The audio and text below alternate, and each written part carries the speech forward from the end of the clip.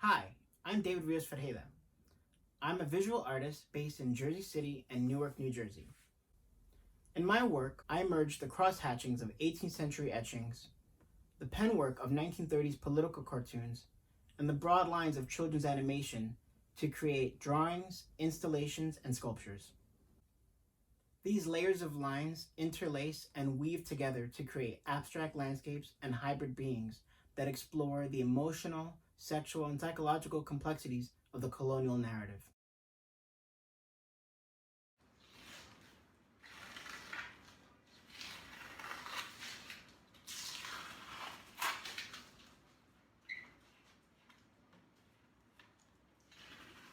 The introduction of children's pop culture in my work really stems from a brief history in my journey as an artist, where I thought I was going to be an animator, and I was really interested in that practice, the traditional animation, the hand-drawn animation. I studied it a lot in high school and really thought through college that I would go into that realm. It's a aesthetic that's never left me. There's a comfort in the familiar. So pulling in references that have that familiarity would simply give you a hint or a taste to sort of bring you into the work and to maybe allow you to uncover some of the other layers that I apply. It was in exploring this painting by Francisco Oller, a Puerto Rican impressionist, called El Verorio, where I began to explore the very multiple layers that painting had and began to play and merge some of my visual language with that painting. And that was sort of my entry point into merging historical references with the more pop cultural cartoon references. My interest in history comes from a really complicated history between the island of Puerto Rico, where my family is from, and the U.S. government. Specifically, the idea of deculturalization practices that took place in the elementary schools in Puerto Rico. This was a huge generation of young children that were forced to speak English, pledge to the American flag, and only learn about American history. And my parents were part of that generation. And so uncovering that history and continuing to uncover that history throughout my work, through the images I explore, through the research I do to create my drawings and sculptures, it's really something that history continues to be this really complicated narrative, one that I think we tend to empower, that we tend to put on a pedestal, but one that needs to be questioned and maybe even explored a little bit more, and thinking about where that narrative, where that voice is coming from, where the voice of that history is coming from.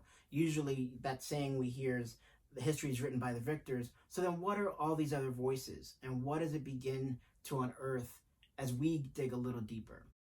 A lot of the materials that I use stem a lot from drawing, but also the scholastic and academia. Again, this interest in the way in which a child in Puerto Rico was used as a tool to be deculturalized, and how that took place in a school. I make references to that through some of the materials I choose, such as overhead transparencies that you would normally see in school for presentations. I use those to create some of my sculptures and collage into my drawings, and also children's script practicing paper. That line is something I'm interested in. And this idea of the line of the script paper playing with the lines that I choose from my different sources are an interesting way to play with drawing. I combine all these different references as a way to start building a language, and this idea actually emerged from exploring things like carnival culture, starting from the carnival culture from Puerto Rico, such as this creature that we have in carnival called the vejigante. The vejigante is this horned creature with teeth and sharp edges and beautiful colors, and usually created through paper mache and coconut and other different materials. And it was actually exploring that particular object where I wanted to learn a little bit more about the mestizaje that we find in Puerto Rico and in parts of the Caribbean. The mestizaje being the African, indigenous, and European influences.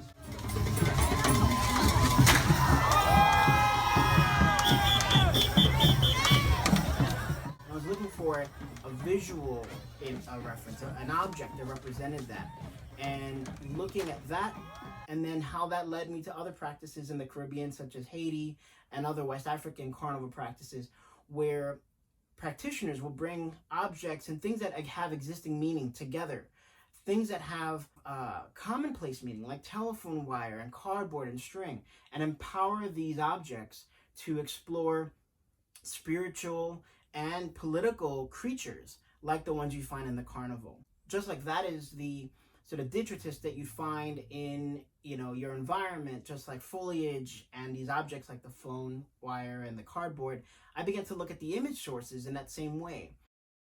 I'm pulling these references together, these existing cultural detritus, to form my own spiritual hybrid beings.